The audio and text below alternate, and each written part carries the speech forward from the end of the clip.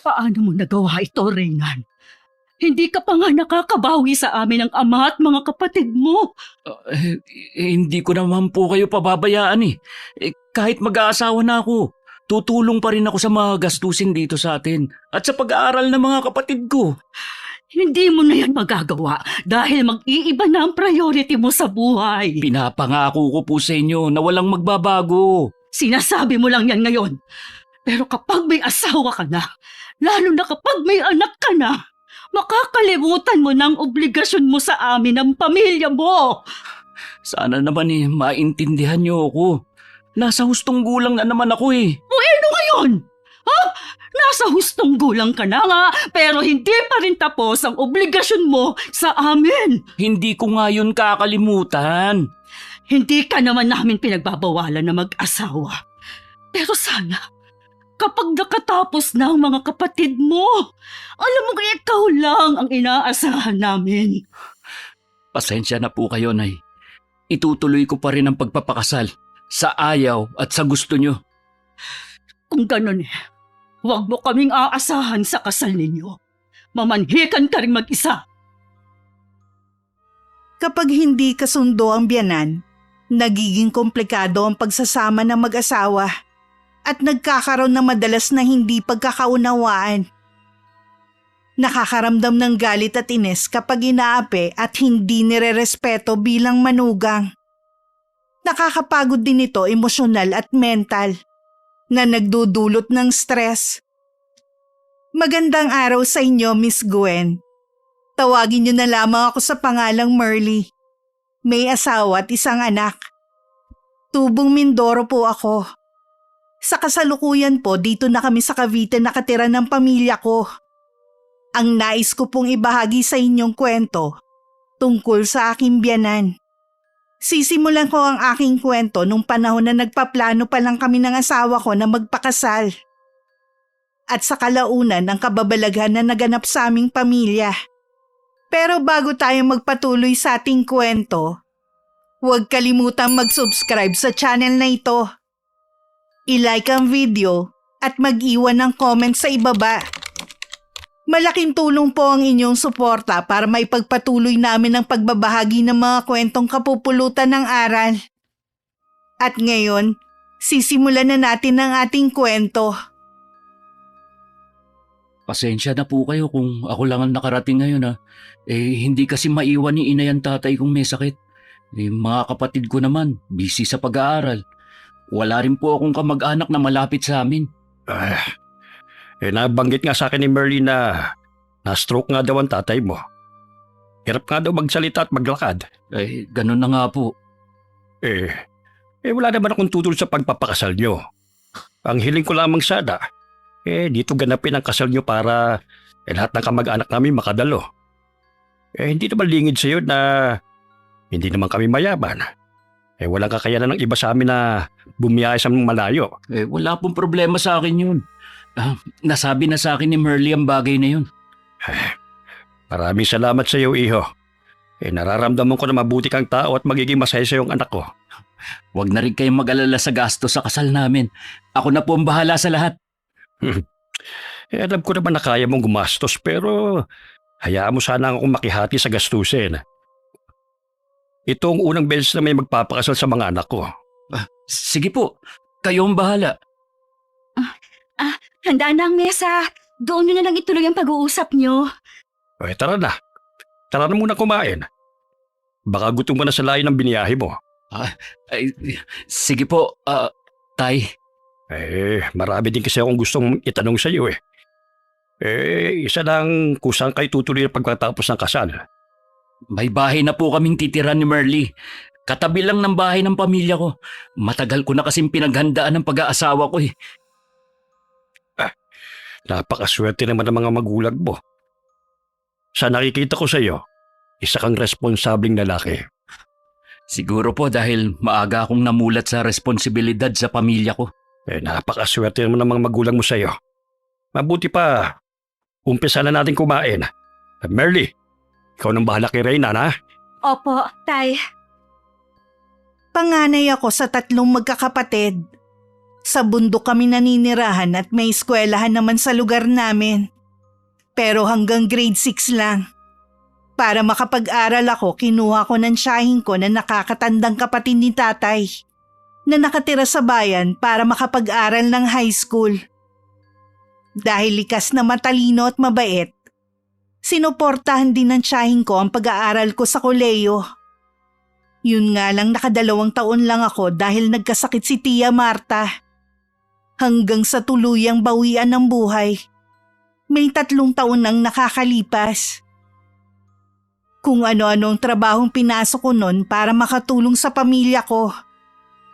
Hanggang sa nagkalakas loob ako na magtrabaho sa Maynila kasama ng isang kaibigan. Maswerte naman ako natanggap sa isang BPO.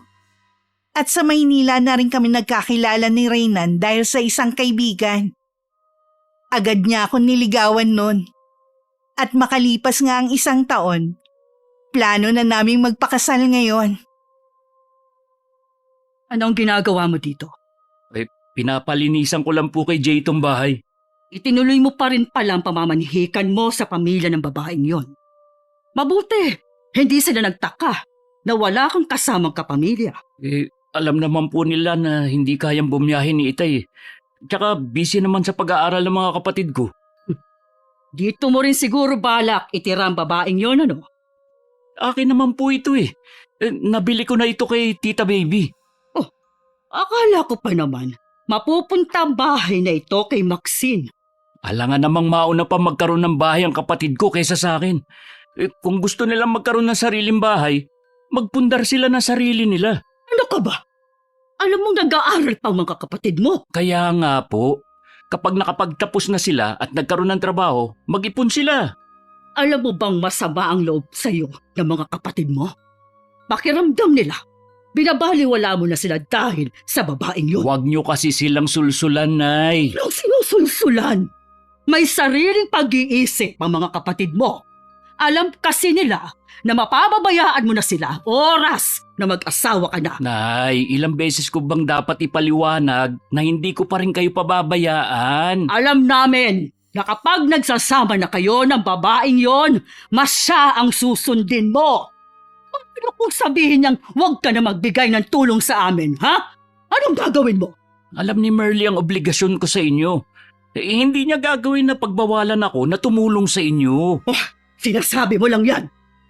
Tanda mo, Reynan, ang kasabihan na kapag pinasama mo ang loob ng iyong ina, kailanman hindi magiging magandang buhay mag-asawa ninyo.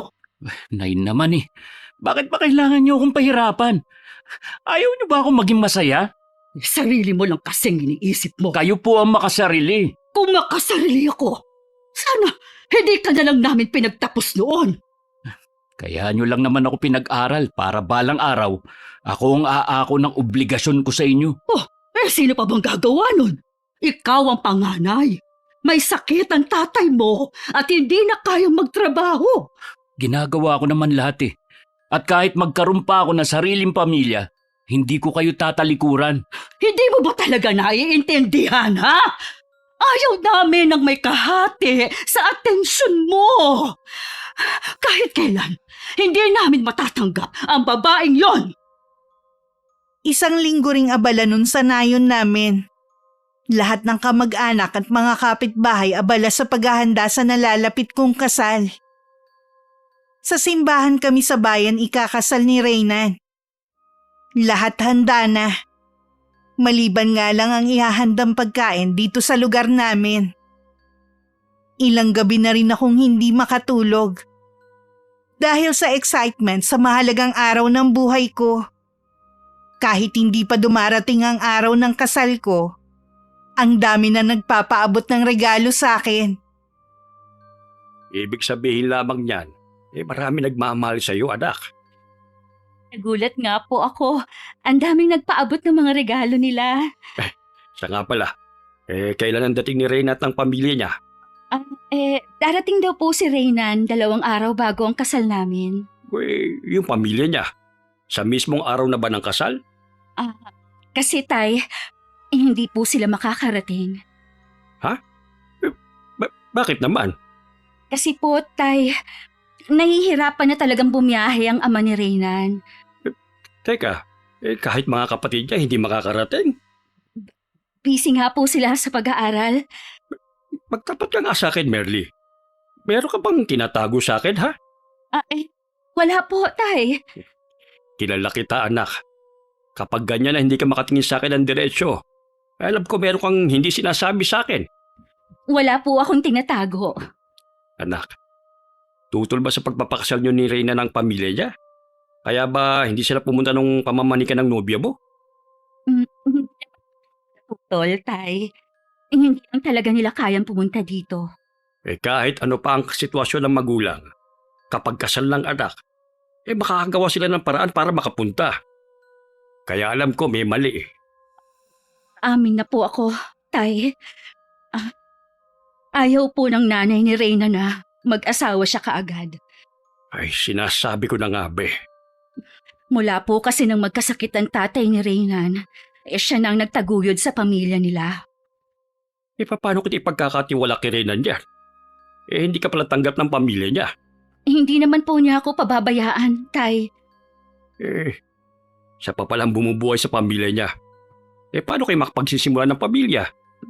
Tutulong pa rin naman po siya sa pamilya niya kahit mag-asawa na po kami. Pero hindi po ibig sabihin nun, pababayaan na po niya ako. Bigla akong naguluhan ngayon hindi ko tuloy alam kung papayagan pa kita ang magpakasal. Tay naman! Ilang araw na lang po ikakasal na po ako. Mahal po namin ni Reyna ng isa't isa. Hindi mo kasi mayaalis sa akin ang mag-alala. Kung ano-anong naiisip ko na pwede mangyari. Hindi po hahayaan ni Reyna na may gawing masama sa akin ng nanay niya. Tsaka, nakabukod naman po kami ng bahay. Siguro dapat natin pag-usapan ang bagay na ito. Tay, may dapat pa po kayong malaman. Ano yun? Buntis po ako. Natuloy din ang kasal namin ni Reynan. Kahit hindi dumating ang pamilya niya. Para sa honeymoon naman namin, sa isang resort kami tumigil ng 2 gabi. Narigalo sa amin ng isa sa mga ninong namin sa kasal. Bago kami umuwi sa magiging bahay namin sa Cavite. Ikaw nang bahala sa anak ko, ha? Huwag po kayo mag-alala.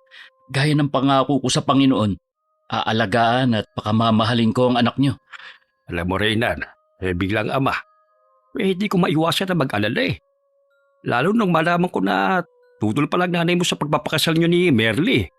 Hindi po ako nawawalan ng pag-asa na matatanggap niya rin ang pagpapakasal ko.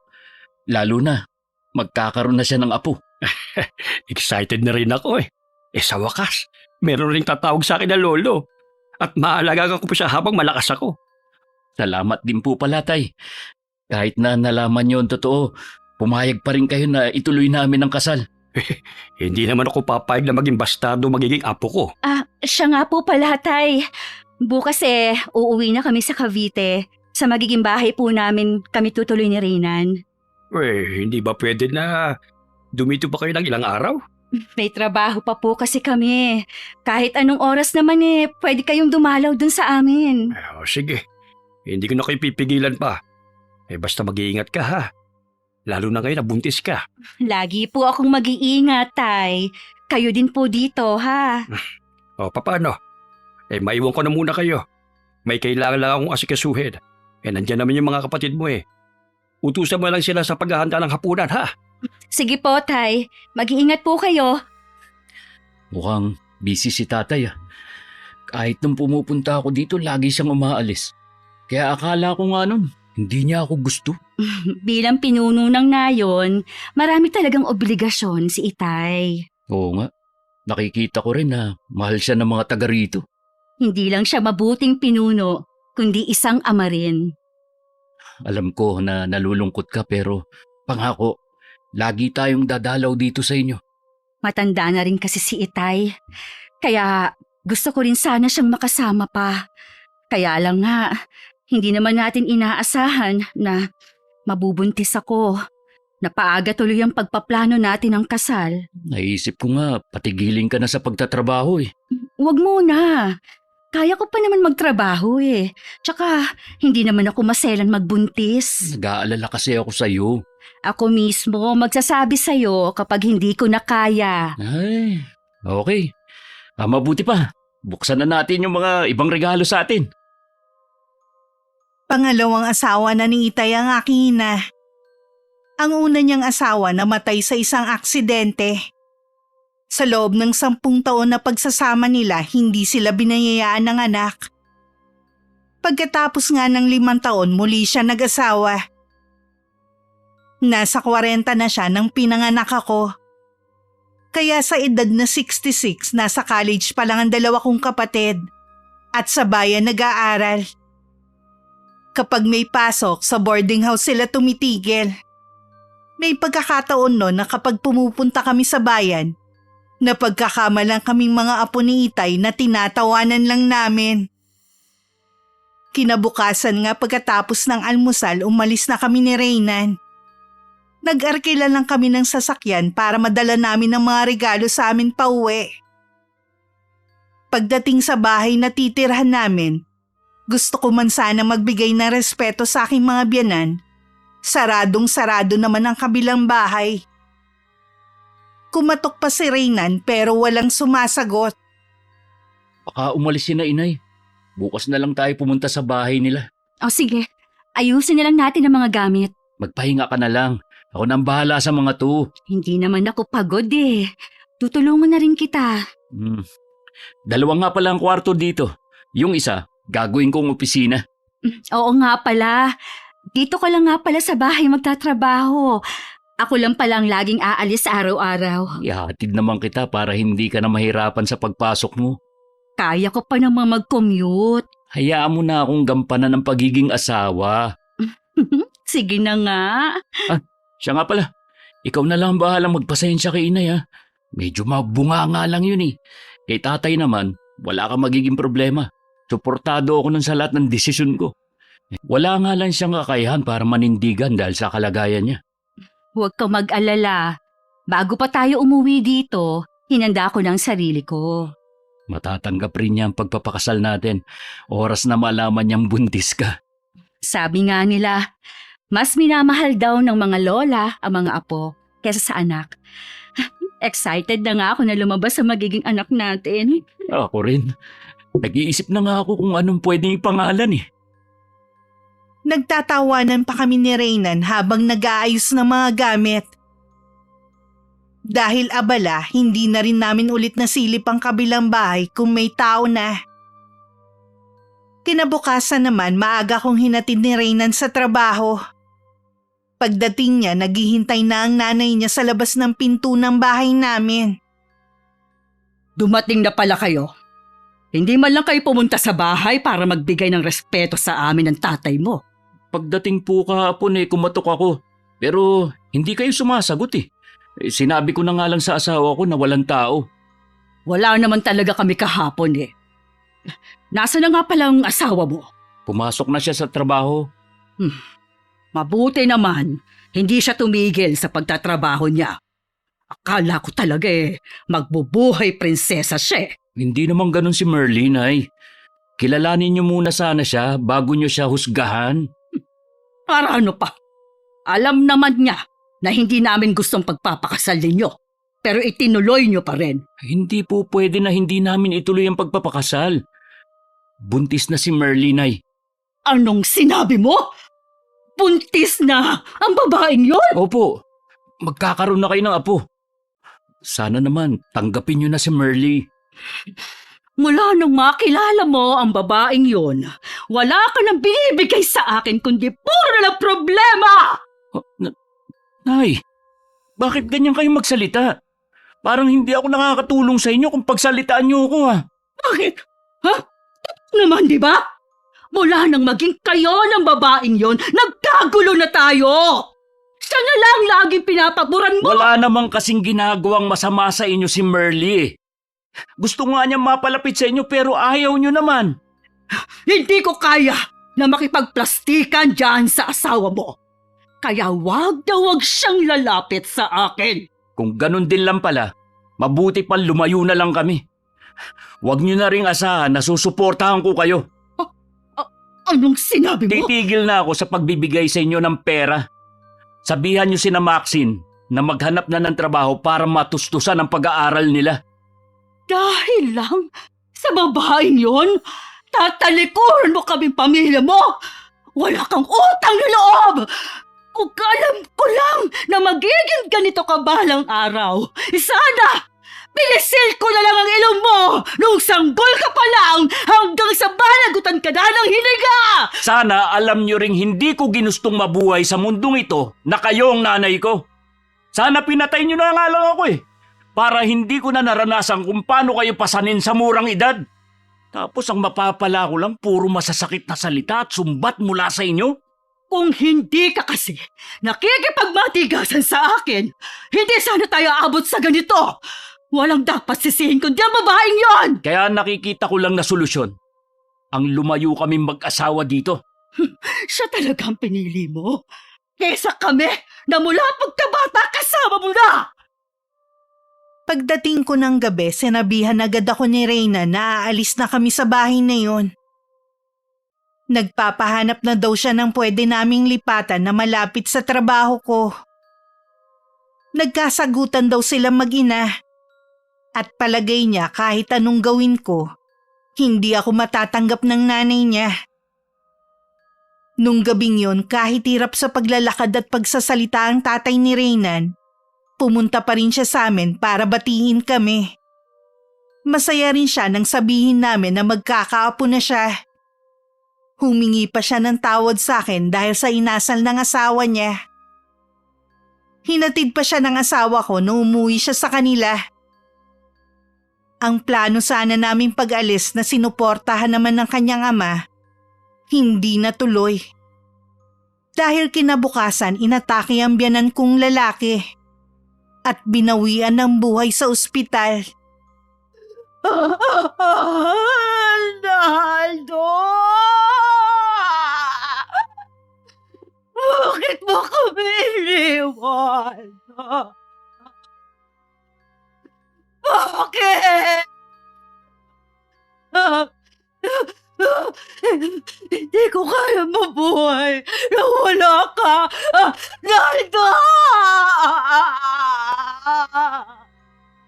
Sa ilang araw na burol ng biyanan kong lalaki, walang tigil sa pag-iyak si Nanay Gina.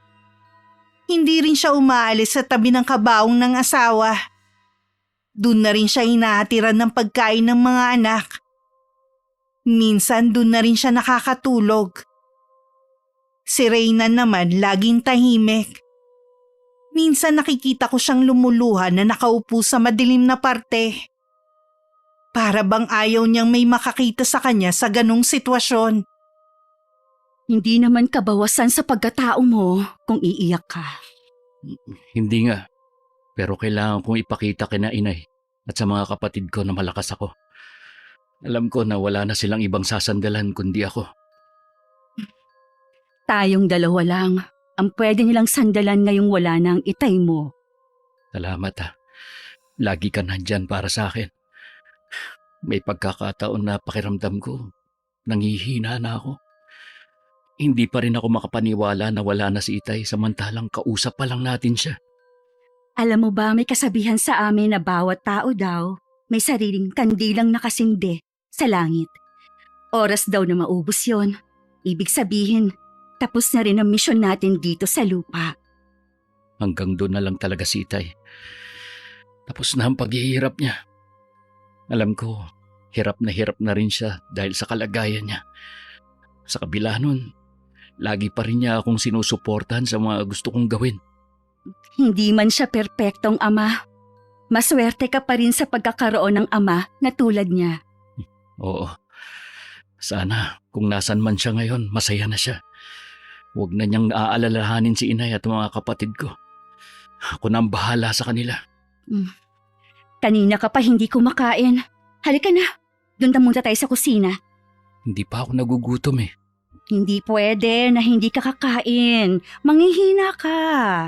Maya-maya, darating na rin ang tatay ko. O sige. Tamilmil pa rin kumain si Reynan.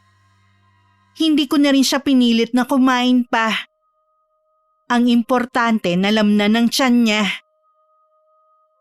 Ilang sandali pa dumating na rin si Itay.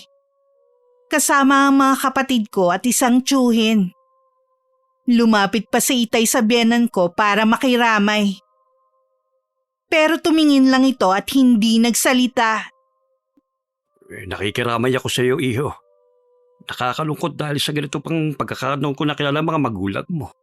Salamat po sa pagpunta nyo, Tay. Baka nagugutom na kayo. Tara po sa kusina. Oo nga po, Tay. Ay, di pa naman kami gutom. Huminto kasi kami sa isang kainan para kumain eh. Hindi po ba kayo nahirapan sa biyahe? Naku, hindi naman. Maiwan ko po muna kayo Tinatawag lang ako ni Inay. Sige lang, iho. Asikasuhin mo muna sila. Marami pa naman tayong oras para makapagkwentuhan mamaya. Tay, pagpasensyahan niyo na po kung malamig pong pakikitungo sa inyo ni Nanay Gina. Inaasahan ko naman ang ganong pakikiharap niya. Basta, tao kaming pumunta rito para makiramay. Kung gusto po ninyong magpahinga, sa bahay na lang po namin. Bago kami magpahinga gusto ko rin sanang makausap si Reynan. Kinabukasan ng hapon, umalis na rin si Itay. Hindi rin niya kasi maiwan ng matagal ang obligasyon niya sa nayon. Makalipas naman ng 7 araw, hinatid na namin sa huling hantungan ng tatay ni Reynan. Habang papunta nga kami sa sementeryo, ilang beses pang nahimatay si Nanay Gina. Nakaalalay naman sa kanya si Reynan at iba pa niyang kapatid. Nakasunod naman ako sa kanya kasama ang isang kaibigan ko na sumama din sa libing. Bumuhos ang maraming luha at madamdamin na pamamaalam ng pamilya, kaanak at malalapit na kaibigan sa biyanan kong lalaki. Sa dami ng sumama na nakipaglibing, napagtanto ko na mabait talaga si Tatay Naldo nung nabubuhay pa ito. Nang makauwi kami, hindi pa nga kami nakakapagpahinga, sinundo na ng hipag ko si Reynan. Pinapatawag daw siya ng nanay nila at may mahalagang pag-uusapan. Ayoko sanang sumama. Pero mapilit ang asawa ko na isama ko para marinig ko rin ang pag-uusapan nila. Ang sabi ko, pamilya lang ang kasama sa mag-uusap. Bakit nandito ang babaeng yan? Asawa ko na po si Marley, kaya pamilya na rin siya. Hanggang dito ba naman, Reynan? Kung ayaw nyo siyang isama sa usapan, aalis na lang kami. Tara na, Marley. Sandali lang! Dito na nga lang siya. Basta, wag lang siyang sasali sa usapan. Tungkol saan po ba ang pag-uusapan natin, Nay? Sa pagkakaalam ko, wala namang naiwan na ari-arian si Itay na pwede natin pag-usapan. Hindi naman yon ang dahilan kung bakit kita pinatawag. Ano po ang dahilan? Ngayong wala na ang Itay mo, itutuloy niyo pa ba ang pag-alis ninyong mag-asawa? Nagdesisyon na po kami na hindi na. Tuloy din ang pagsuporta ko sa inyo hanggang makatapos sa pag-aaral ng mga kapatid ko. Salamat naman, iho, at natauhan ka na rin. Kahit ano pa man ang mangyari, dapat lang na mas mangibabaw sa'yo ang pamilya natin. Sana naman po maging maayos ang pakikitungo nyo sa asawa ko. Si tatay nga buo na tinanggap ang asawa ko sa pamilya natin. Matututunan din siguro namin siyang tanggapin sa mga susunod pang mga araw. Sana lang din, matuto din siyang makisama sa amin. Lahat po, gagawin ko para po mapalapit sa inyo. Mababait naman ang mga hipag mo, kaya wala kang magiging problema sa kanila. Maliban na lang kung sa'yo magmumula ang problema. Hindi naman po ako palaaway na tao. Nasisiguro ko pong hindi kayo magkakaproblema sa akin. Lalo naman ang mga anak ko. Tinuruan to mga yan ng magandang asal. Kung ganun, wala na palang problema. Teka lang, Reynan. Meron pa kasi akong gustong sabihin. Ano po yun, Nay? Ngayong wala na ang Itay mo, baka pwedeng lumipat na kayo dito sa bahay. Kahit kasi nandyan lang ang bahay ninyo. Iba pa rin kasi kapag nasa iisang bahay tayo. Naisip din ni Maxine na paupahan na lang ang tinutuluyan ninyo. Aba, dagdag income din yun. Huwag niyo po akong pangunahan sa desisyon ko. Wala akong planong paupahan ng bahay na tinitira namin. Pero Reynard, tama naman ang kapatid. Paanong tama? Pinangungunahan na naman niya ako eh. Gusto lang naman makatulong ng kapatid mo. Alam niyo, hindi siya nakakatulong sa akin. O sige, kung ayaw mo paupahan ng bahay mo, anong gagawin mo doon? Doon pa rin kami titira.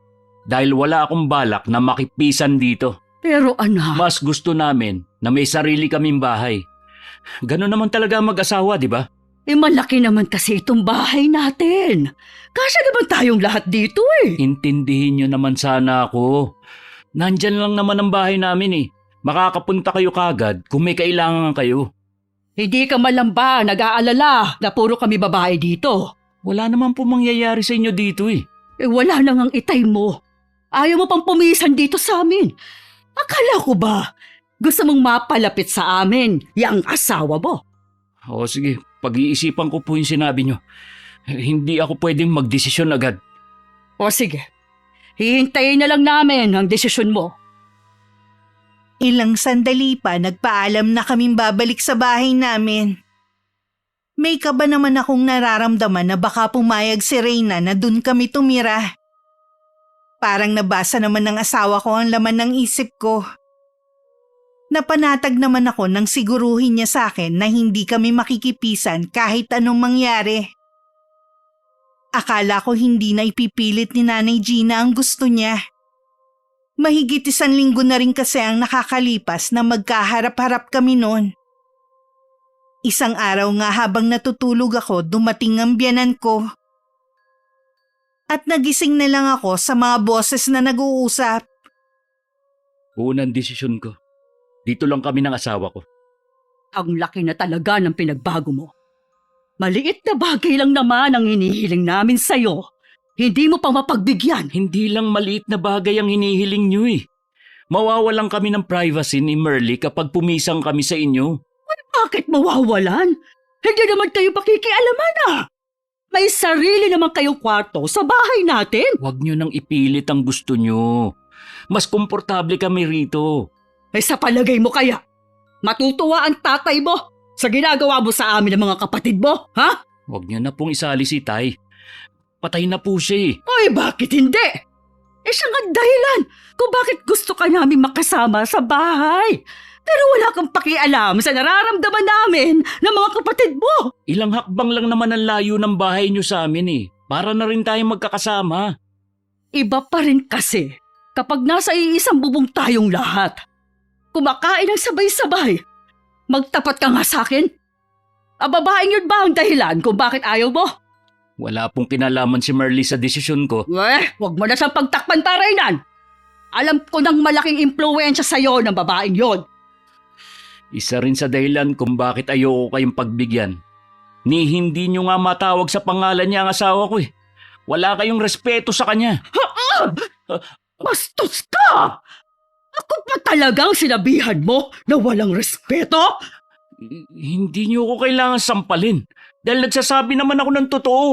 Sa sobrang pagkahumaling mo sa babaeng yon, hindi mo namamalayang inilalayo ka na niya sa amin. Kayo ang naglalayo ng mga sarili nyo sa akin dahil na rin sa mga binibitawan nyong salita. Kung ayaw mo bumalik ulit sa bahay, ikaw ang bahala. Pero ito ang tandaan mo. Hindi namin mapipilit ang mga sarili namin na magustuhan yung asawa mo. Alam kong hirap na rin si Reynan sa kanyang ina. Kahit ano kasing gawin at paliwanag niya, pinipilit pa rin ang biyanan ko ang gusto niya. Kahit wala naman akong ginagawa, lumalabas tuloy na ako pa rin ang kontrabida. Nangako na lang ako sa sarili ko na gagawin ko ang lahat para mapalapit sa biyanan ko at mga hipag. Para makabawi naman ako sa asawa ko dahil lagi niya akong pinagtatanggol sa kanyang ina. Naisipan kong ipagluto siya ng paborito niyang spaghetti. Minsan kasi na pinagluto ko siya, nagustuhan niya at naging paborito na niya. Nasarapan daw siya sa luto ko. Dahil hindi matamis gaya ng natitikman niya. Ito pala ang dahilan kung bakit ayaw mo kong papuntahin dito sa kusina. Ah. Nagluluto ka pala ng paborito kong spaghetti, ah. Matagal na rin kasi nung huli kitang pinagluto. Gusto lang kitang sorpresahin. Oo nga, no. Bakit nga pala parang ang dami? Dadalawa lang naman tayo rito. Gusto ko rin kasing bigyan sina Nanay Gina at ang mga kapatid mo. Hoy, siguradong magugustuhan nila yan. Sabihin mo nga pala kung ano pa ang mga pagkain na gusto nila. Lulutuin ko kapag may bakanting oras ako. Halos lahat naman kinakain nila eh. Siguro sa ulam, mahilig sila sa masarsa, gaya ng menudo, kaldereta, ganun. Sa susunod ipagluluto ko sila ng menudo. Alam ko na mahuhuli mo rin ang loob nila. Baka sa pagkain ka nila makakasundo. Sana nga. Ayoko na rin kasi na dagdag alalahanin mo pa kami. Ang dami mo nang iniisip eh. Basta nasa tabi lang kita, wala akong hindi kakayanin. Maupo ka na nga muna dyan. Malapit na rin naman to eh. Bigla nga ako nagutom eh. Ikaw na lang din na magdala sa nanay mo ha. Dadalan ko na muna sila bago kumain. Hinatiran muna ni Reyna ng ina at mga kapatid sa kanilang bahay. Siguradong nandun lang sila dahil araw naman ng Sabado ngayon. Dasal ko na sana ito na ang simula ng pagkakasundo namin. O ano yung dala mo?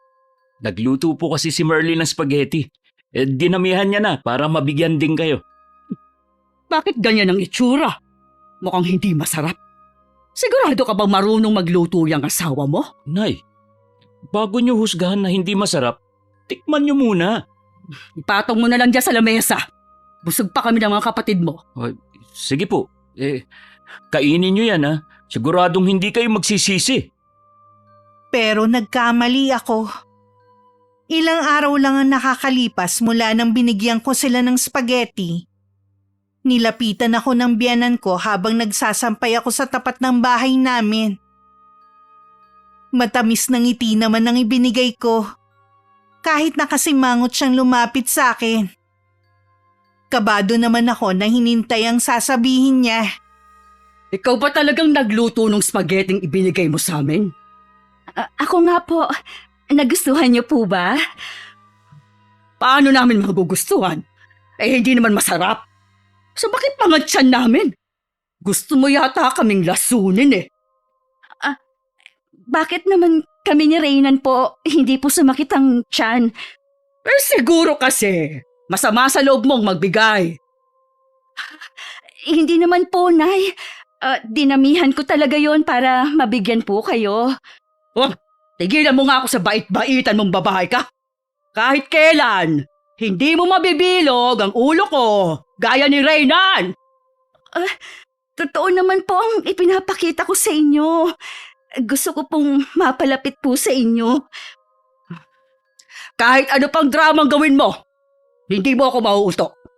At huwag mo ring pangarapin, na mapapalapit ka sa amin. Dahil kahit anong sabihin at gawin mo, hindi ka namin matatanggap sa pamilya namin. Itanim mo yan sa kukote mo! Ano po bang ginawa ko? Bakit po galit na galit po kayo sa akin? Nagtanong ka pa talaga? Dahil sa'yo, hindi na kami mahalaga sa anak ko. Hindi na niya kami sinusunod. Inagaw mo siya sa amin. Hindi po totoo yan.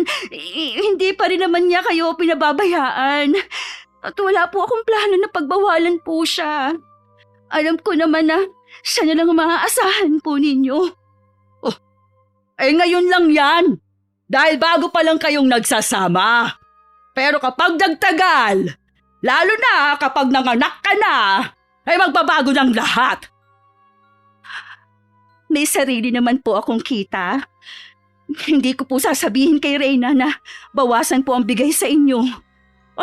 Talagang pinagpipilitan mo ang pagiging santa-santahan mo, ano? Wala na po akong magagawa kung ayaw po ninyong maniwala sa akin. Akala mo yata hindi ko alam kung ano yung naglalaro dyan sa utak mo. Magsusumbong ka kay Reyna na kunwari Inaapi ka! Hindi po. Hindi ko na po kailangang gawin yan. Alam naman po ni Reyna ng ugali ninyo. Ito ang tatandaan mo. Hindi mo kami magagawang paalisin sa buhay ng anak ko. Ikaw ang mawawala sa buhay namin! Bago umalis, binagsak pa ng biyenan ko ang platong pinaglagyan ng spaghetti sa lupa. Nabasag yun at nagkapira-piraso pa. Noon ko lang napansin na dala pala niya yon. Kinuha ko na lang ang walis at pandakot sa kanilinis ang nabasag na plato. Dahil sa sama ng loob, hindi ko na napansin na nakita pala ng kapitbahay namin na si Hans ang lahat. Matalik din siyang kaibigan ng asawa ko. Sinarili ko na lang ang nangyari at hindi na nagsumbong. Kaya ganun na lang ang gulat ko nang alam yun ni Reynan. Nang araw kasing pinuntahan ako ng biyanan ko, wala ang asawa ko at nag-report sa opisina nila. Gusto sana niyang kausapin ng ina pero pinigilan ko siya. Mabuti pang hayaan na lang namin para hindi na lumaki ang gulo. Kahit nagluluto ako, hindi ko na rin tinangkang magbigay ng ulam sa biyanan ko at mga kapatid niya. Isang araw habang nagtatanghalian kami, walang kaabog-abog na pumasok ito sa bahay namin. Mabuti pa kayo. Sarap ng ulam ninyo. Samantalang kami, nagdidildil lang ng asin. Paano naman kayong magdidildil ng asin? Katatanggap nyo lang ng allowance galing sa akin. Kala mo naman ganun kalaki ang binibigay mo sa amin. Hindi naman nagbago ang bigay ko sa inyo mula pa noon ah. Paanong hindi kakasya?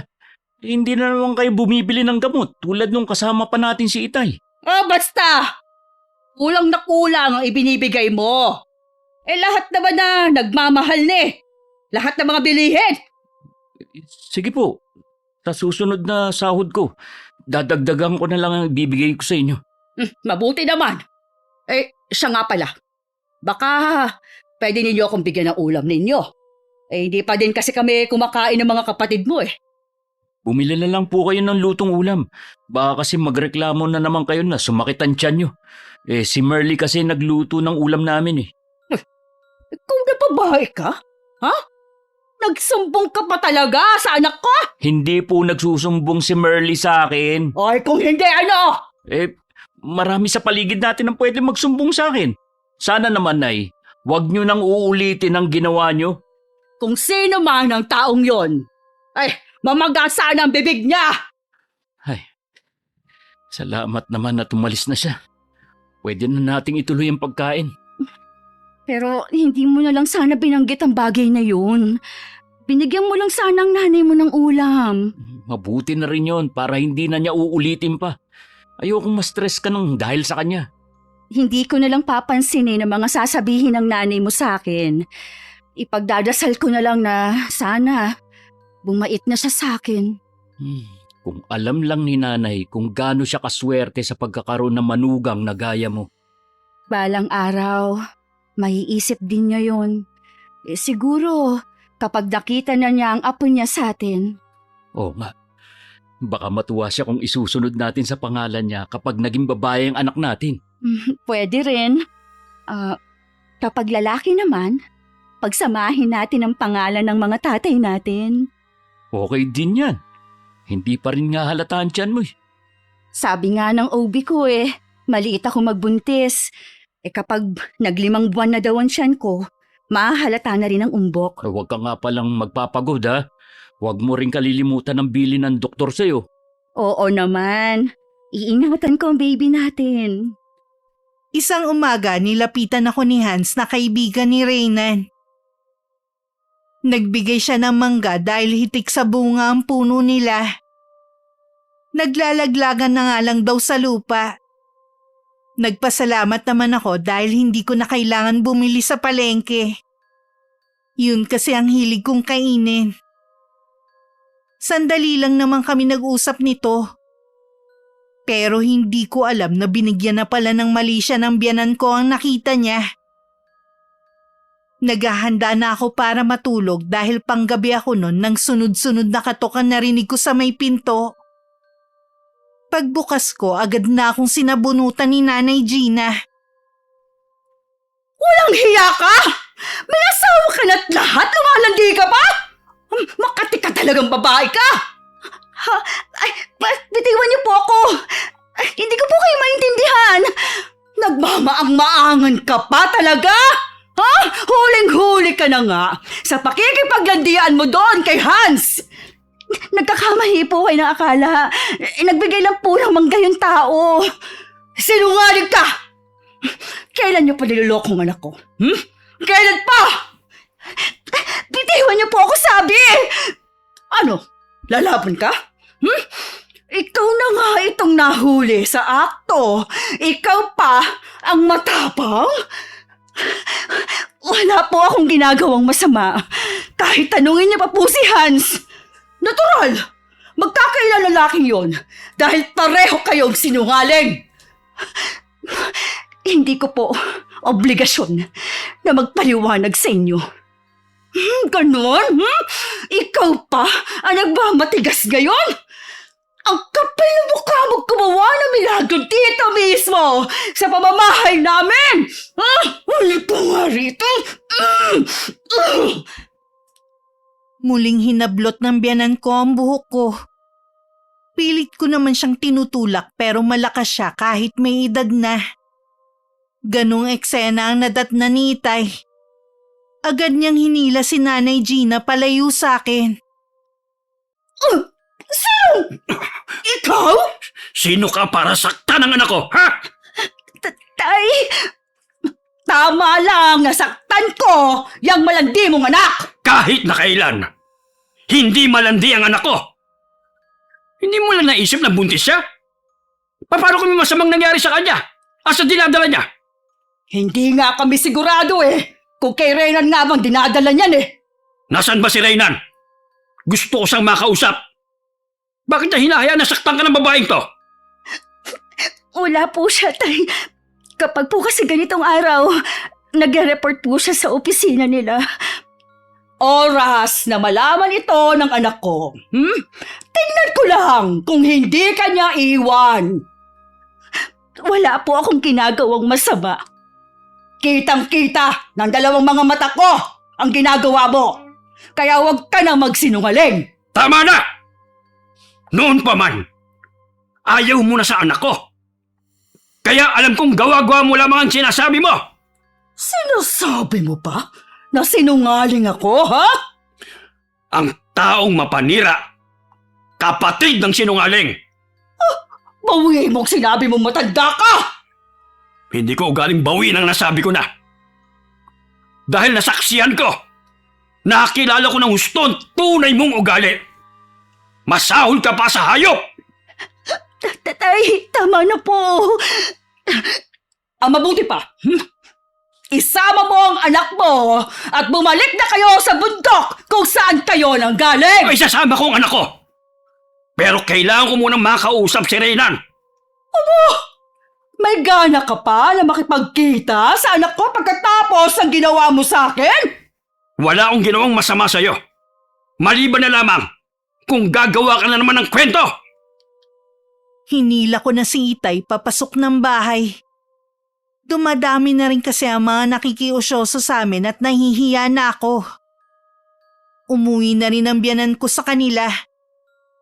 Tuluyan na rin ako napahagulgol. Pinakalma naman ako ni Itay. Inumin mo muna ang tubig na ito. Salamat, Tay. Dumating po kayo. Noong isang araw ko pa gustong dumalaw sa'yo. Gusto nga rin nga sumama ng mga kapatid mo kaya lang may pasok sila. Ang tinutukoy po ng biyenan ko, yung pagbibigay ng mangga ng kapitbahay namin. Kaibigan po yun ni Reynan. Binigyan niya po agad ng mali siyang nakita niya. Ay nako, sa tingin ko anak, kahit na anong gawin mo, sa ugali ng biyenan mo, hindi na siya magbabago pa. Lagi ka na lamang niyang hinahanapan ng mali. Naisip ko nga rin po yan. Humahanap po talaga siya ng paraan kung paano po ako masisiraan. Ang mabuti pa anak. Sumama ka na sa akin pa uwi.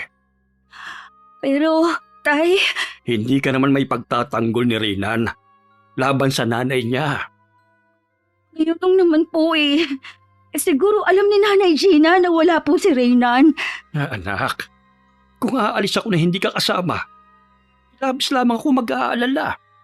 Tay, may asawa na po ako. Hindi na po pwede na basta na lang po akong sasama sa inyo. Kung ganon, kakausapin ko si Reynan. Kung pwede umalis na lamang kayo sa lugar na ito. Malayo sa bahay ng biyenan mo. Gabi na nang dumating si Reynan.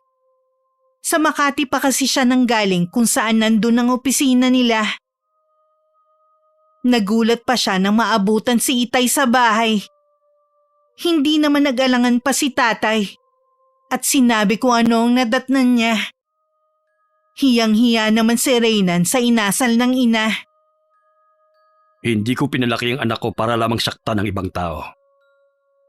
Kung hindi mo siya mailalayo sa nanay mo, mapipilitan akong bawiin sa iyong anak ko. Patawarin niyo po ako, Tay. Kung hindi ko natupad ang pangako ko sa inyo na aalagaan si Merly. Hindi na ako umaasa na magbabago pang nanay mo. Kaya yun lamang ang hiling ko sa iyo. Kakausapin ko po si inay ngayon. Natitiyak ko naman na ilang beses mo na siyang kinausap.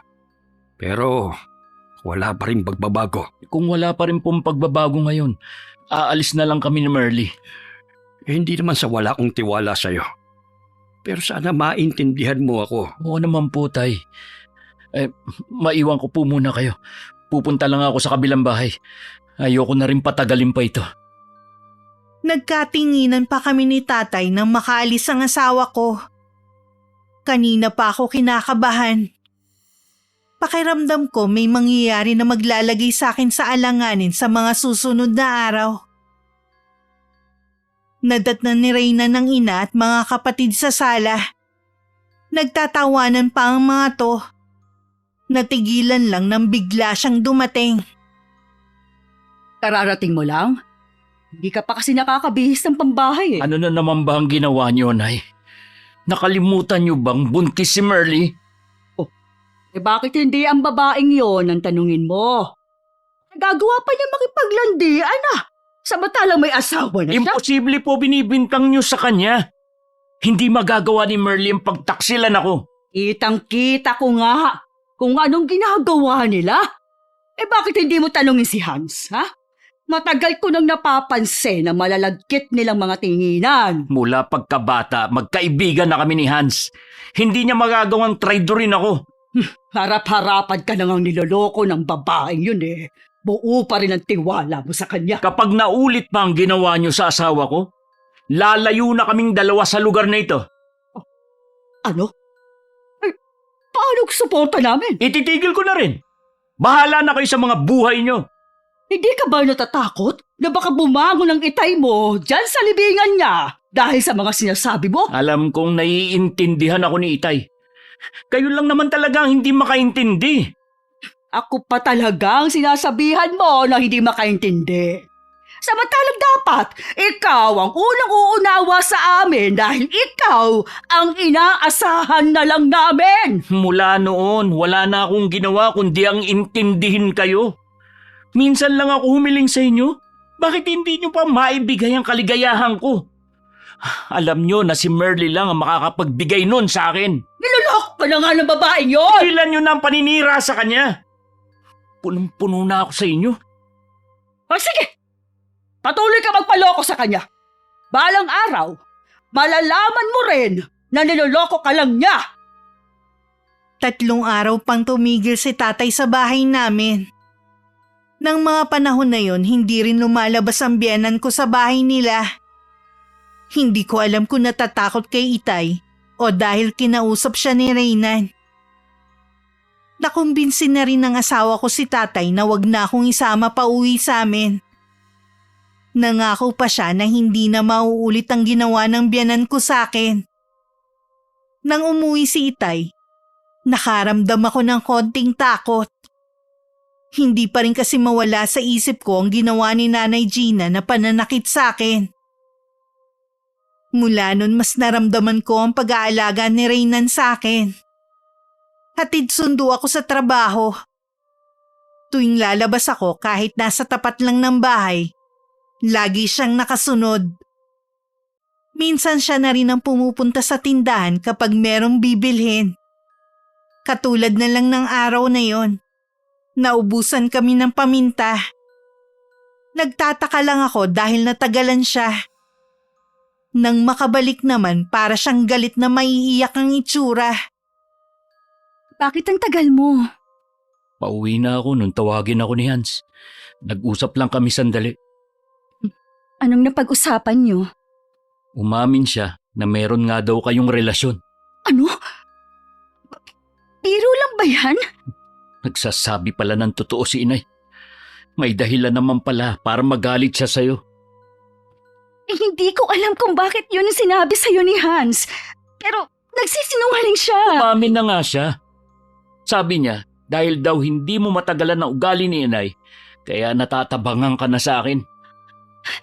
Huwag ka namang maniwala sa kanya. Sa akin ka maniwala. Hindi totoong sinasabi niya eh. Kilala mo ko. Hindi ko na alam kung sinong paniniwalaan ko. Huwag mo naman akong pagdadahan mo. Magkakaanak na tayo, Reynan. Reynan, teka. Saan ka pupunta? Ako muna mapag-isa.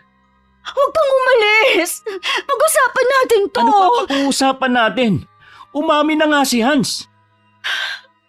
Ibig mong sabihin, mas pinaniniwalaan mo siya kesa sa akin. Saka na lang tayo mag-usap. Ngayon mo na sagutin ang tanong ko. Huwag mo akong talikuran. Reynan!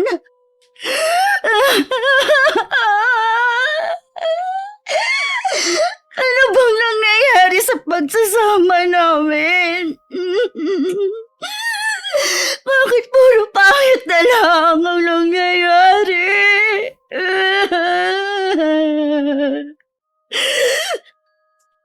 Mula nung naging malamig na ang pakikitungo sa akin ni Reynan, hindi na niya akong hinahatid sa trabaho. Hindi na rin kami sabay kumakain sa bahay. Lagi din siyang nasa bahay ng kanyang ina. Bigla na lang kami naging estranghero sa isa't isa. Tinangka ko siyang kausapin pero umiiwas siya. Binala ko rin kausapin si Hans, humingi ng paliwanag sa ginawa nito.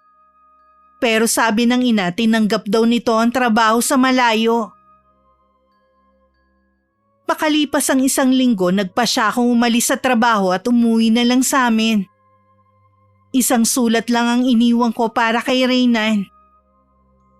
Ang sakit lang na ganun kabilis na nawala ang tiwala niya sa akin.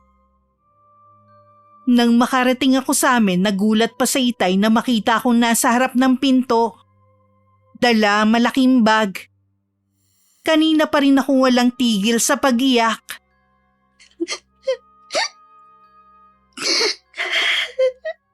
Ayoko na po doon. Ano ba nangyari? Nung umalis ako sa inyo, maayos naman kayo. Mas pinaniwalaan pa po ni Reyna ng sumbong ni Hans, tay. Sinabi nito na totoo po na may relasyon daw po kami. Ano? Bakit niya sinabi yun? Hindi ko po alam, tay. Hindi ko na rin po siya makumpronta dahil nagtrabaho na siya sa malayo. Tiyak na may kinalaman ng binan mo kung bakit niya sinabi yun. Yun nga din po ang hinala ko eh. Kailangan niyang bawiin ang sinabi niya para malinis ang pangalan mo. Lahat po ginawa ko na. Pero ayaw pa rin po akong kausapin ni Reynan. Kaya minaputi ko na lang pong umalis. Tama lamang ang iwan mo siya. Sinira niya ang pagkakakilala ko sa kanya. Gusto ko lang pong malaman kung bakit kailangan akong sirain ni Hans sa paggawa niya ng kwento. Maayos ko po siyang pinakisamahan. Sa pagkakaalam ko, galit din siya sa biyenan ko. Huwag ka muna masyado mag-isip. Makakasama yan sa dinadala mo. Ilang araw na nga po masama ang pakiramdam ko Oras na may masamang mangyari sa apo ko, hindi ko mapapatawad ang asawa mo. Sa kabila po ng ginawa niya, umaasa pa rin po ako na susundan niya ako dito. Sinabi ko po sa sulat na uuwi po muna ako dito. Sige na. Magpahinga ka na muna sa kwarto mo. Ang bigat ng mga dalahin mo. Hindi ka dapat nagbubuhat ng mabibigat. Sige po, Tay. Matutulog po muna ako. Nakakaramdam po ako ng antok ngayon Hindi po kasi ako nakakatulog ng maayos tuwing gabi. Mula ngayon, wala kang ibang iisipin, kundi ang magiging anak mo. Ilang araw na akong nasa bahay namin. Hindi pa rin tumatawag o nagchat-chat man lang si Reynan. Tuluyan na yata niya akong kinalimutan. Naiiyak na lang ako sa gabi kapag naiisip ko na wala na siyang tiwala sa akin. Para malibang, pinupuntahan ko ang mga kamag-anak ko para makipagkwentuhan. Pero pagdating sa bahay, madalas nagkukulong lang ako. Palagi pa rin nag-iisip. Kalimutan mo na ang babaeng yon. Check na magkasama na sila ni Hans. Sabi niya sa sulat niya, uuwi siya sa kanila. At naniwala ka naman sa babaeng yon. Siyempre, yon ang sasabihin niya. Sabi ni Aling Eva na sa trabaho ang anak niya. Natural lang na pagtakpan ni Eva ang anak niya. Hindi pa rin ako makapaniwala na magagawa yun ng asawa ko at matalik kong kaibigan. Makakahanap ka pa na mas higit sa babaeng yun. Wala akong balak maghanap. Huwag mong sabihin na umaasa ka pa rin na magkakaayos kayong dalawa. Magkakaanak na po kami ni Merly. Ayokong lumaki na walang ama ang anak namin.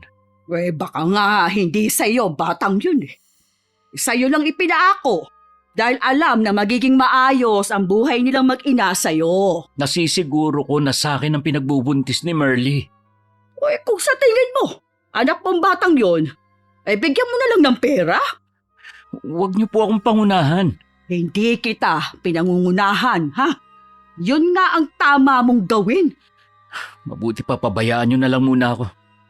Sige, ikaw ang bahala. Tandaan mo, nandito lang kami ng mga kapatid mo. Mas higit mo kaming kailangan kesa sa babaeng yon.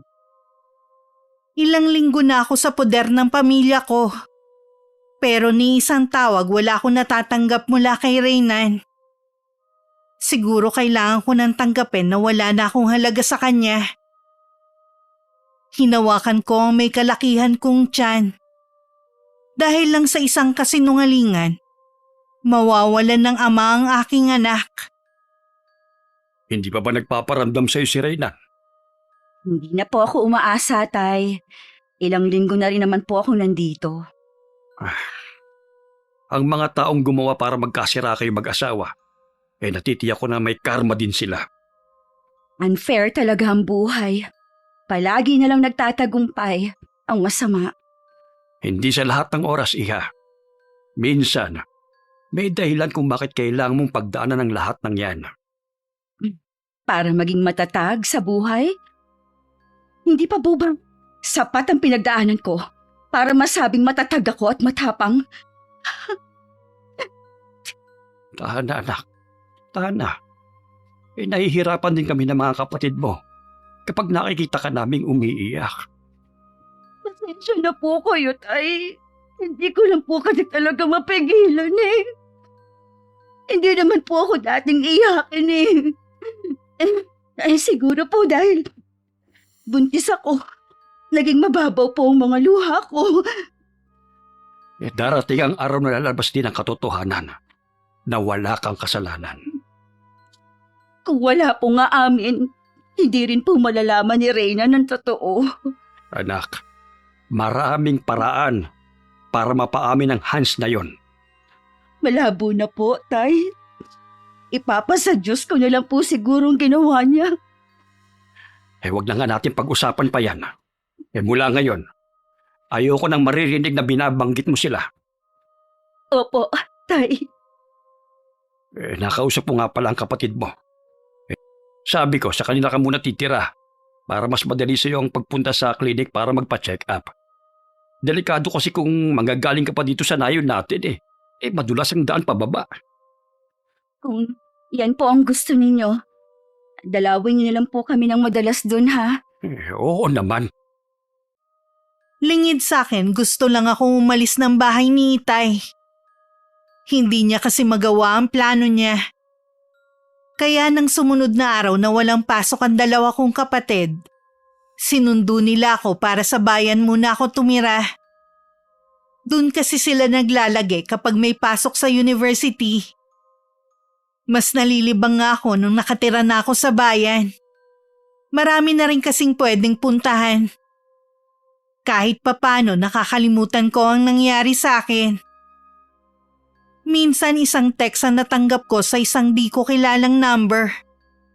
Humihingi siya ng tawad sa akin. Napag-utusan lang daw siya. Malakas ang kutob ko na si Hans yun. Nabalitaan niyo po ba nangyari kay Hans? Wala akong alam. Bakit?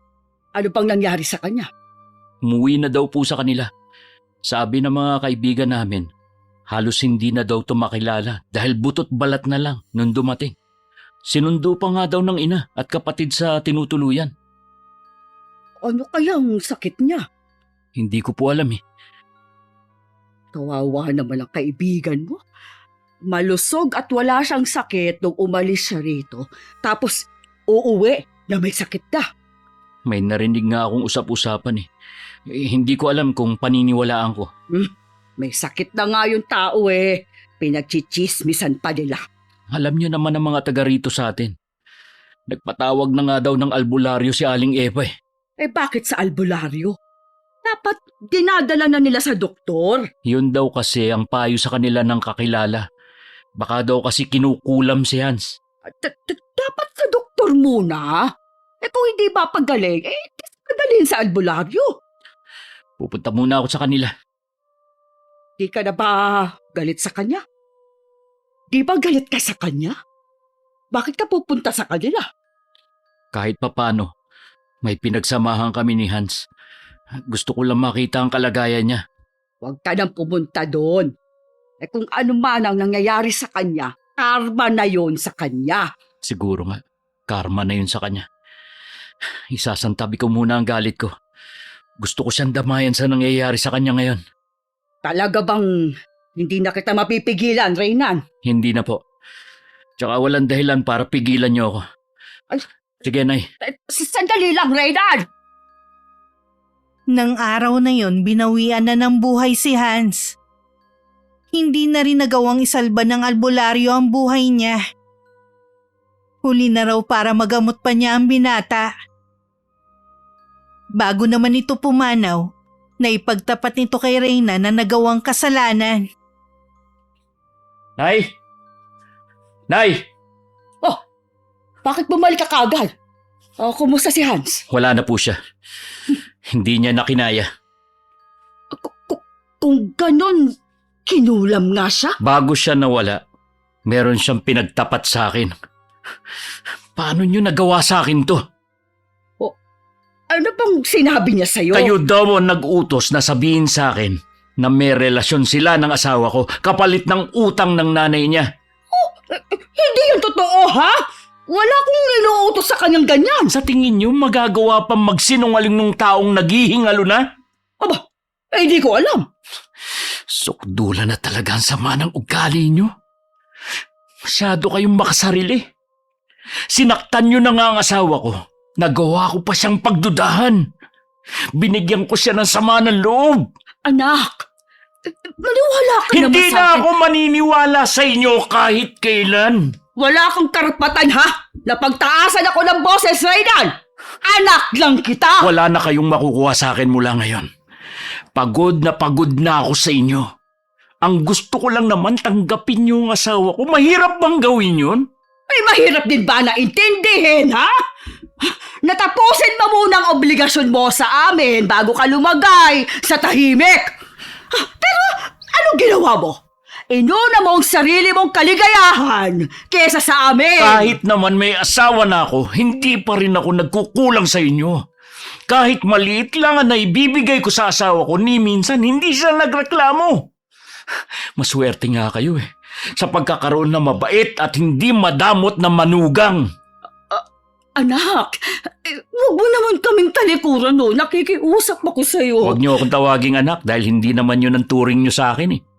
Tagabigay lang ako ng pera sa inyo. Yun lang ang papel ko. Raynan, kung ano man ang nagawa ko, patawarin mo ako, anak. Kay Merly kayo humingi ng tawad, hindi sa akin. Nagpapakumbaba na nga ako sa'yo. Kung ano-ano pang hinihingi mo. Saan ka pupunta? Raynan! Nung gabing yun, nakatanggap ako ng chat kay Reynan. Wala na nga daw si Hans. Namatay ito nung umaga. Gusto rin niya makipagkita sa akin. Pupuntahan daw niya ako sa bahay para makausap kami mag-ama. Kinabukasan bumalik ako sa nayon namin sa taas ng bundok. Tahimik naman si tatay habang sinasabi kong pupunta ang asawa ko. Nang dumating si Reynan, lumapit siya kay Itay para magmano at saka sinabi ang sadya. Sa palagay mo, ganun lamang kadali ang gusto mong mangyari, ha? Alam ko po na malaki naging kasalanan ko. Patawarin niyo sana ako. At bigyan niyo pa ako ng isa pang pagkakataon. Kung hindi pa nagtapat ang kaibigan mo, siguradong hindi ka pa pupunta rito. Hindi po kailanman nawala ang pag-aalala ko sa asawa ko. Nadala lang ako ng matinding selos kaya naniwala ako sa isang kasinungalingan. Nanay mo ba ang may pakana? Siya ba ang nag-utos kay Hans? Oo. Kapalit ng kakalimutan na ni inay ang utang ng nanay ni Hans. Pinagsisisihan na yun ng kaibigan ko. Nakarma na siya sa ginawa niya. Ano ba ang naging sakit ni Hans? Bakit biglaan naman yata ang pagkamatay niya? Kinulam si Hans. Hindi na siya nagawang gamutin ng albularyo. Mahirap talagang kalabanin ng kulam, lalo na kung matindi ang galit ng taong gumawa nun sa kanya. Hindi lahat kaya magbigay ng pangalawang pagkakataon. Kaya ikaw, Reynan, huwag kang umasa na mabibigyan ka rin ng ikalawang pagkakataon. Merly, nakikiusap ako. Ayusin natin ang pagsasama natin. Pangako, ilalayo na kita sa pamilya ko. Pinapangako ko, hindi na ako maniniwala sa sasabihin ni inay. Tay, sana po maintindihan ninyo ako kung bibigyan ko pa ng isa pang pagkakataon si Reynan. Ayoko po kasing lumaki ang anak ko na hindi po kumpleto ang pamilya. Kung yan ang desisyon mo, rerespetuhin ko. Ikaw naman, Reynan, huwag mo na sanang sayangin ang ibinigay sa yung pagkakataon ng anak ko. Opo, tay. Maiwan ko na muna kayo. May gagawin lamang ako sa kwarto ko. Parang hindi maganda ang pakiramdam ng tatay mo. Namumutla kasi siya. Napansin ko nga rin na dumating ako. May edad na rin kasi siya. At madali na rin mapagod sa mga gawain dito sa nayon. Tapos dumagdag pa ako sa alalahanin niya. Pinagsisisihan mo naman eh. Patawarin mo ako kung binigyan kita ng sama ng loob, ha? Pinapatawad na kita. Alang-alang sa magiging anak natin. Pangako ko sa'yo. Babawi ako sa lahat ng naging pagkukulang ko. Hiling ko lang sana sa'yo na dumito muna tayo sa bahay ni Itay. 1 buwan pa kasi ang pasok ng mga kapatid ko bago sila umuwi dito eh. Oo naman. Ayoko rin munang umuwi sa atin. Hindi ko nahahayaan na makalapit sa'yo si inay at ang mga kapatid ko. Sobra na ang ginawa nila sa'yo. Sana mapatawad mo pa rin ang nanay mo balang araw. Kahit anuman ang ginawa niya, nanay mo pa rin siya. Utang mo pa rin sa kanya kung nasaan ka ngayon. Sa kabila ng ginawa niya, ang bait mo talaga. 1 linggo na sa amin si Reyna nang tumawag ang kapatid niya. May sakit daw ang nanay nila at kailangan nila ng tulong ng kapatid. Sinabi lang ng asawa ko na magpapadala siya ng pera para mapatingnan sa doktor ang nanay nila. Bakas man ang pag-aalala, matigas naman ang pagtanggi niya na umuwi muna sa kanila. Naiintindihan ko naman na masama pa rin ang loob nito sa ina. Pero naisip ko na baka malubha ang sakit ni Nanay Gina. Malakas pa sa kalabaw ang inay. Kahit nga rayuma, wala yun eh. Ang duda ko, gawa-gawa lang niya yon para mapauwi ako. Ano raw ba ang lagay ng nanay mo? Basta na lang daw natumba at hindi makalakad. Ilang gabi na raw hindi nakakatulog. Kung ano-ano daw kasi nakikita at naririnig sa paligid. Nako, mukhang kailangan ngang mapatignan ng nanay mo sa doktor. Kaya nga nagpadala na ako ng pera para mapatignan nila sa doktor si inay. Nagbili na lang ako na balitaan ako sa resulta. Sana naman okay lang ang inay mo. Malalaman natin kapag tumawag ang kapatid ko. Dadalhin na daw nila sa ospital ngayon eh. Marami naman silang mahihinga ng tulong dun. Marami kayatang trabahong ginagawa ngayon. Marami nga. Tapos itong kapatid ko, abala naman. Huwag ka nang mainis. Wala naman kasing malalapitan ng mga kapatid mo. Kung hindi sana gumawa ng issue si inay, sana nandun pa rin tayo sa bahay natin. Mas malapit sana tayo sa kanila. Tapos naman na yun. Wala na tayo magagawa. Oo nga. Tatapusin ko lang muna itong ginagawa ko ha. Kailangan na kasi ito sa Lunes eh. Sige. Lalabas lang din muna ako para kausapin si Itay. Nasa labas si Itay noon at nakatingin sa malayo. Ilang araw ko nang napapansin na laging malalim ang iniisip niya. Tuwing tinatanong ko naman siya, laging wala naman ang sagot niya sa akin. Ngayon sigurado na ako na may bumabagabag sa kanya. Tay, bakit hindi niyo pa sabihin kung ano pang pinoproblema ninyo? Wala nga sabi akong problema. Iniisip ko lang mga kababaryo natin at kayong magkakapatid. Kahit na po magkaila kayo, nararamdaman ko na merong bumabagabag sa inyo. Pero hindi ko na po kayo pipiliting magsabi. Si Renan nga pala. Nasa kwarto po namin. Tumawag nga po ang kapatid niya eh. May sakit nga daw po ang nanay nila. Pwede uuwi siya sa kanila. Nagpadala na lang po siya ng pera. Nagmamatigas po siya na hindi umuwi sa kanila eh. Galit pa rin ba siya sa nanay niya? Napuno na lang din po kasi siya. Hayaan na lamang natin kung anong desisyon niya. Nang sumunod na araw habang nag-aalmusal kami ni Reynan, tumawag na naman ulit ang kapatid nito. Sinabi na lalong lumulubha ang kalagayan ng nanay nila. Para daw nawawala na ito sa sariling katinuan. Dahil kung ano-anong kakaibang ginagawa. Ang mabuti pa, umuwi ka na muna sa inyo. Pati ako nag-aalala sa kalagayan ng nanay mo eh. Hindi na normal ang ganong gawain. Natural na matatakot na ang mga kapatid mo. Siguro nga hindi talaga umaarte si inay. Kung kumakain na siya ng mga insekto at naguhukay sa lupa para makakuha ng bulate, hindi na yun arte lang. Sabi nga ni Maxine, may oras naman daw na nakakausap nila na maayos ang inay. Meron daw nag-uutos dito. Naggawin ng pinagagawa rito kahit labag sa loob ng inay. Hindi kaya nakakaranas ng depresyon ang inay mo? Wala naman dahilan para ma-depress siya. Wala na akong maisip na dahilan. Ano bang sabi ng doktor? Wala naman daw makitang sakit kay inay. Normal naman daw lahat ng lab test nito. Baka ikaw lang ang hinihintay ng nanay mo para gumaling siya. Huwag mo nang ipagkait yun sa kanya. Pasensya ka na kung may iiwan na naman kita. Huwag mo akong intindihin. Kasama ko naman si Itay eh. Tatawagan na lang kita para balitaan lagi. Nang magpaalam si Reyna na uuwi muna sa kanila, tumangulang naman si Itay. Nagpatawag lang din siya ng taong maghahatid sa asawa ko hanggang sa sakayan sa bayan. Nang makarating si Reynan sa bahay nila, nadatnan niya ang kalunos-lunos na kalagayan ng ina.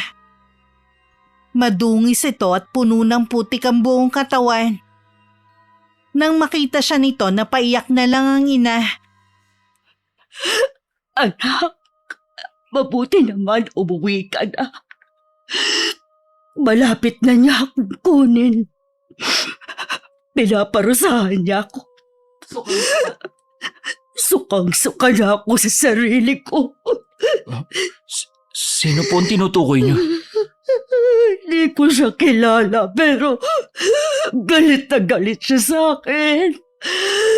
Inuutusan niya ako na gawin ang mga bagay na nakakadiri. Tana, huwag na rin kayong matakot. Nandito na ako. Maglinis na kayo ng sarili niyo. Huwag ka na ulit aalis, anak, ha? Natatakot ako eh. Ang mga kapatid mo, wala silang magawa para tulungan ako. Sige na po, Nay. Maligo na kayo. Dadaling ko kayo ngayon sa ospital. Hindi anak. Walang magagawa mga doktor. Hindi nila ako mapapagaling. Mag-aaksaya ka lang ng pera. Kailangan po nating malaman kung ano nangyayari sa inyo. Ayoko. Dito lang ako sa bahay. Oh, sige po. Hindi ko na kayo pipilitin pa. Salamat, anak. Habang pinaliliguan ni Maxie ng nanay nila, tumawag naman sa akin si Reynan para sabihin ang kalagayan ng ina. Paano siya gagaling kung hindi siya matitignan ng doktor? Sabi ng kapatid ko, 3 doktor na ang tumingin kay inay. Pare-pareho daw ang resulta. Walang sakit ang nanay namin. Hindi nakitaan ng sakit ng mga doktor ang nanay mo. Hindi kaya kinukulam siya? Sa tingin mo yun ang dahilan ng pagbabago niya? Hindi ako sigurado pero wala na kasi akong maisip pa na dahilan eh. O wala namang mawawala kung lalapit kayo sa albularyo. Sige, magpapatawag ako ng albularyo. Baka nga merong kumukulam kay inay. Posible naman kasing may mga taong galit sa kanya dahil sa ugali niya. Sana mapagaling siya ng albularyo. Kapag hindi pa rin bumuti ang lagay niya, ibabalik ko siya sa doktor. Balitaan mo na lang ulit ako ha. Ipagdarasal ko ang nanay mo. Hindi ko alam na nasa likod ko lang pala si Itay. Nagulat pa ako nang bigla na lang siyang nagsalita. Balisa pa rin ang anyo nito. Hindi pa rin pala bumubuti ang lagay ng biyenan mo. Opo.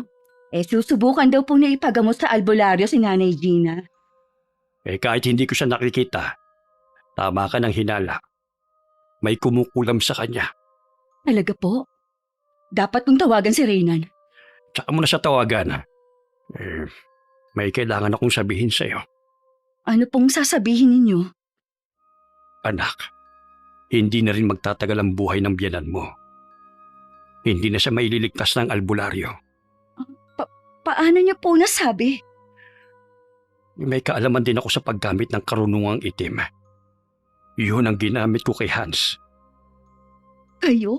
Ang kumulam kay Hans? Oo. Kung hindi ko ginawa yun, hindi pa siya aamin sa ginawa niyang kasinungalingan.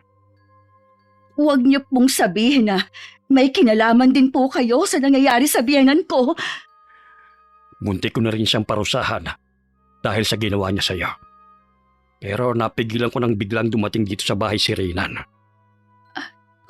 Kung ganon, sino ang gumawa nun sa biyenan ko? Hindi ko alam. Pero ang ginamit niya, isang pinakamabagsik na kulam. Unti-unti nitong sinisira ang utak ng isang tao hanggang sa ito na mismo ang kikitil sa sarili niyang buhay.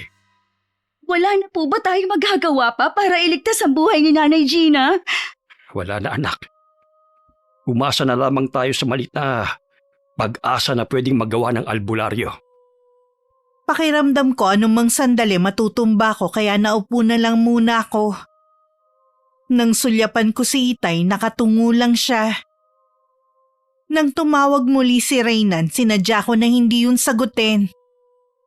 Hindi ko kasi alam kung paano ko sasabihin na hindi na rin makakaligtas sa nanay niya sa malupit na kamatayan. Palayasin mo matandang yan! Kampon siya ng dilim! Nay, huminahon kayo. Isang albularyo po si Mang Ding. Matutulungan niya kayo. Hindi niya ako matutulungan! Palayasin mo na siya, anak! Siya ang papatay sa akin! Nay, nakikiusap ako sa inyo. Makipagtulungan naman kayo. Para din sa inyong ginagawa ko. Hindi! Ikaw ang makinig sa akin. Hindi ko kailangan ng tulong ng albularong yan! Maxine, samahan mo muna si inay. May pag-uusapan lang kami ni Mang Ding. Reynan! Huwag kang umalis! Huwag kang umalis! Huwag kang sumama sa kanya! Mang Ding, ano po ang nangyayari kay inay? Pasensya ka na, iho. Wala rin akong magagawa para matulungan ang inay mo. Mabagsik ang mangkukulam na kumokontrol sa kanya. Umabot na rin sa utak niya ang insektong ginamit para unti-unting sirain ang utak niya. Ibig bang sabihin, hinihintay na lang namin na mamatay ang inay? Matindi ang galit ng taong gumawa nito sa iyong ina. Walang kapatawaran dahil nawalan din siya ng anak. Si Aling Eva nagpakulam kay inay? Dahil sa iyong ina, kaya kinulam si Hans. Dahil sa isang kasinungalingan. Buhay ang naging kapalit nito. Pupuntahan ko si Aling Eva. Wala na siya sa ating lugar. Pagkatapos ng libing ni Hans, umalis na rin sila ng pamilya niya. Si inay din ang punot dulo ng lahat. Kasalanan din niya kung bakit ito nangyayari. Pero nanay ko pa rin siya. Lahat gagawin ko para mailigtas siya. Reynan, isang himala na lamang ang makapagliligtas sa iyong ina. Buong gabi na sumisigaw si Nanay Gina. Sabi pa ng kapatid ni Reynan kung ano-ano na raw ang ginagawa ng nanay nito. Kahit ang buhok, kinakain na rin ito. Hindi na rin sila makalapit dito dahil namumula na ang mga mata. At nananakit na rin tuwing tatangkaing hawakan. Kinabukasan pumasok si Reynan sa kwarto ng ina. Wala ito sa loob at bukas ang bintana. Hinanap nila ito sa buong bahay. Hanggang makarating sila sa may likod ng abandonadong bahay malapit sa kanila. Sa puno ng mangga naroon ng kanilang ina na wala ng buhay. Sa pagkakalawit ng dila nito may ilang oras na itong patay. May lumalabas pa sa bibig nito na iba't ibang insekto. Napaluhod na lang sa lupa si Reynan habang nakatingala sa wala ng buhay na ina. Tayo na lang ang naiwan dito sa sementeryo. Pumapatak na rin ang ulan. Tara na umuwi. Sandali na lang. Gusto ko lang magpaalam kay inay. Kung nasan man siya, sana magkasama na sila ni Itay at masaya na sila sa kinaroroonan nila. Sigurado yun. Hindi na siya makakaranas ng paghihirap dito sa lupa. Sana mapatawad mo na siya sa nagawa niyang kasalanan sa'yo. Matagal ko na siyang pinatawad. Salamat. Tara na, baka abutan pa tayo ng malakas na ulan. Naniniwala ako na masamang karma ang nangyari kay Nanay Gina. Dahil sa masama niyang ginawa, nagbunga ito ng matinding paghihirap sa kanya bago siya nawala. Nakakalungkot lang dahil hindi siya nabigyan ng pagkakataon na pagsisihan ng ginawa niya. Siguro yun na rin ang paraan ng Diyos para matigil na ang masama niyang ginagawa sa kapwa. Mula nang manggaling kami sa sementeryo, hindi na namin napag-usapan si Nanay Gina at ang nangyari dito. Patuloy pa rin naman sinuportahan ni Reynan ng mga kapatid hanggang sa makatapos ng pag-aaral. Sa kasalukuyan masaya naman ang pagsasama namin ni Reynan, kasama ang nag-iisa naming anak. Madalas ding dumalaw sa amin si Itay para makipaglaro sa kanyang apo. Na sa kanya at sa biyanan kong lalaki sinunod ang pangalan. Maraming salamat po, Miss Gwen, sa pagbasa ng sulat ko sa araw na ito. Sana kapulutan ng aral ang kwento ko at makapagbigay na rin ng inspirasyon sa mga kapwa ko taga-subaybay sa inyong channel. Wakas. Maraming salamat sa pakikinig, mga solid the bangers. Kung nagustuhan nyo ang kwentong ito, suportahan nyo ang channel sa pamamagitan ng pag-like, pag-comment at pag-subscribe. Hanggang sa susunod, God bless. Ito pala ang dahilan kung bakit ayaw mo akong papuntahin dito sa kusina. ah. Nagluluto ka pala ng paborito ko spaghetti, ha? Matagal na rin kasi ng spaghetti pa.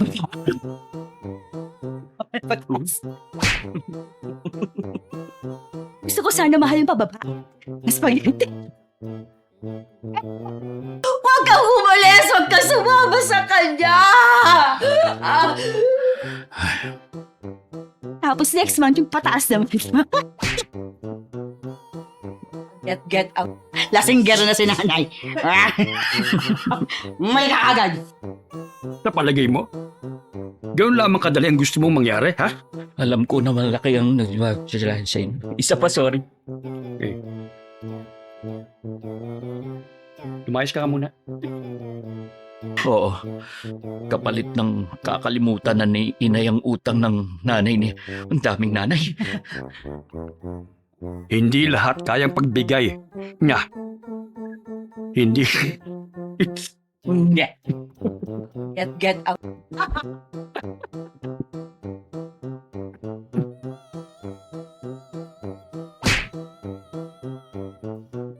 TBG, ang lupad. Nga. Tumalis ka! Umabot na rin sa utak niya ang insektong ginamit para unti-unting sirain ang utak niya. Get out.